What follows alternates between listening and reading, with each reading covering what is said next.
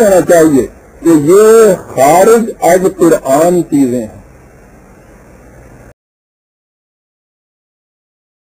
لیکن ہمارے ہاں تو مشکل یہ ہو گئی نا کہ ایمان کا مدار صرف قرآن پہ نہیں رہا۔ ہم سے پہلے میں سے کسی شخص نے بھی اپنے ہاں کسی کتاب میں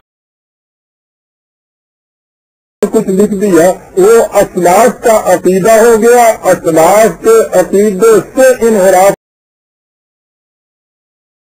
کرنے والا بھی دائرہ اسلام سے خارج ہو گیا۔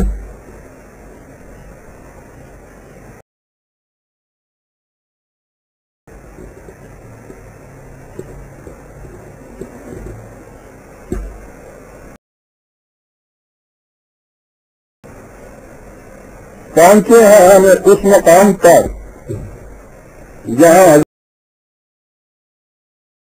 حضرت مریم علیہ السلام خانقاہ کو ہیکل کو چھوڑ کر اپنے مکان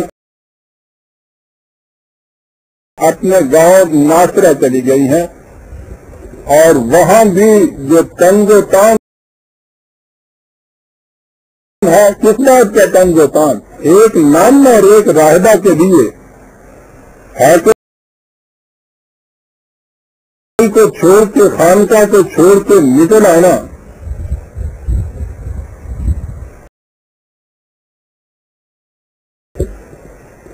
آج بھی عیسائیوں کے ہاں کی جو نمز ہیں ان میں سے اگر کسی کے ساتھ یہ ہوتا ہے کہ وہ مسئلے کے خانقاہیت کو چھوڑ کے باہر نکل آتی ہے تو پوچھئے نہیں کتنی قیامت برپا ہوتی ہے اور اس کو زندگی کتنی دشوار ہو جاتی ہے۔ جگہ جگہ اس کو یوں رشنمائی ہوتی ہے جیسے بہت بڑا کوئی معصیت کا کام اس نے کیا، اور اس کے بعد تو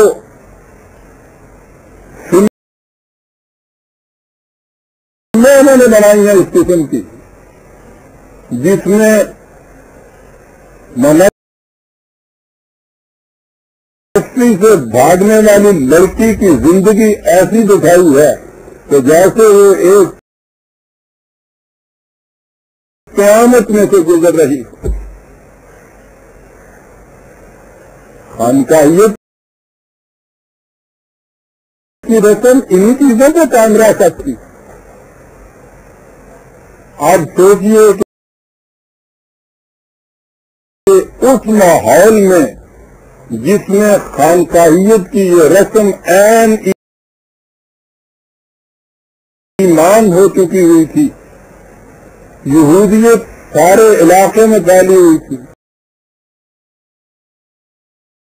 حضرت مریم علیہ السلام کا اپنا گھرانہ بڑا پکا متشدد مذہب پرست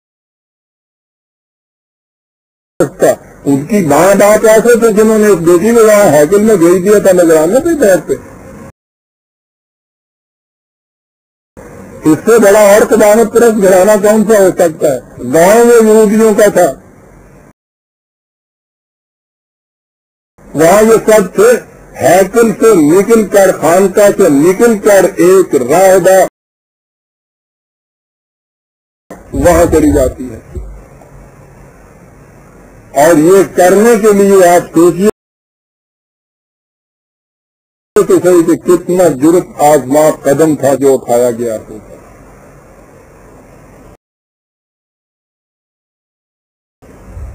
وہاں جا کے قرآن نے کہا فَاتَّخَذَتْ مِن دُونِهِمْ حِجَابًا، وہاں جا کر اپنے سے بھی اس کو گوشہ نشینی اختیار کرنی پڑ گئی۔ یہاں سے نکلی تھی تو اپنے گھر والوں کے یہاں جا سکتی تھی نا،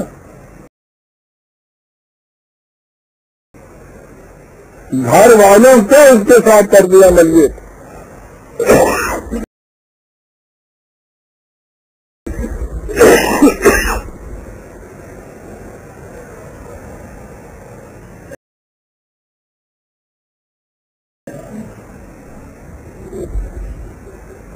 اب جہاں سے وہ بات آتی ہے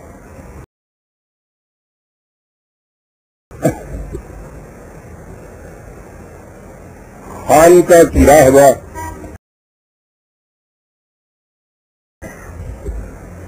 اتنا بڑا اقدام، سارا معاشرہ اس کے خلاف، ایک فرد اس کی تائید نہیں کر رہا۔ میں نے کہا تھا کہ یہ نفسیاتی اضطراب کا ایسا برزخی عالم ہوتا ہے کہ یہاں پہنچ کے تو بڑے بڑوں کے قدم بھی داواں دول ہو جاتے ہیں۔ کتنے خیالات دل میں آتے ہوں گے، ہو سکتا ہے کہ میں ہی غلط ہوں، کیا یہ ساری دنیا ہی پاگل ہو گئی ہے، کہیں میں ہی تو نہیں پاگل ان میں سے؟ صبح و شام ہر وقت یہ خیالات مستولی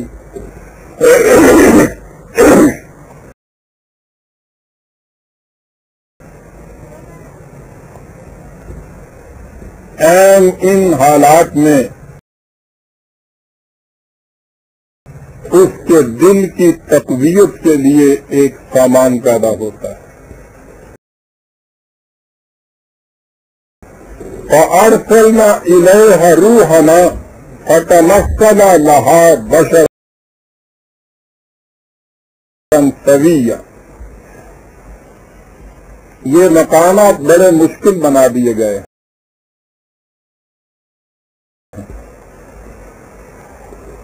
اس لیے ان کا ذرا تفصیل سے سمجھ لینا ضروری ہے۔ عام عقیدے کے مطابق کہا، اس کا ترجمہ یہ کیا جاتا ہے کہ خدا نے اس کی طرف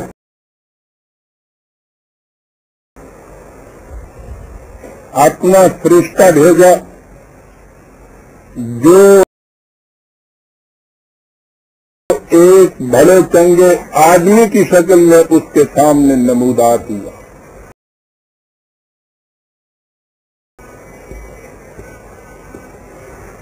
یہ ٹھیک ہے، یہ بشارت جو دی ہے، قرآن کریم نے یہ کہا ہے کہ ملائکہ ہی نے یہ بشارت دی تھی۔ سورہ آل عمران میں 3/44 3/44 وہاں یہ ہے، اذ قالت الملائکۃ یا مریم ان اللہ یبشرک بکلمۃ منہ۔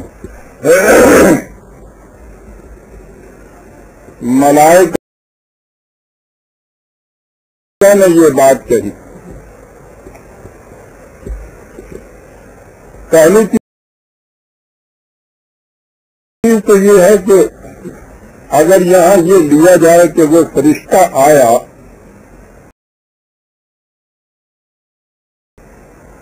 اور وہ ایک انسان کی شکل میں متمثل ان کے سامنے کھڑا ہو گیا ایک جوان کی شکل میں،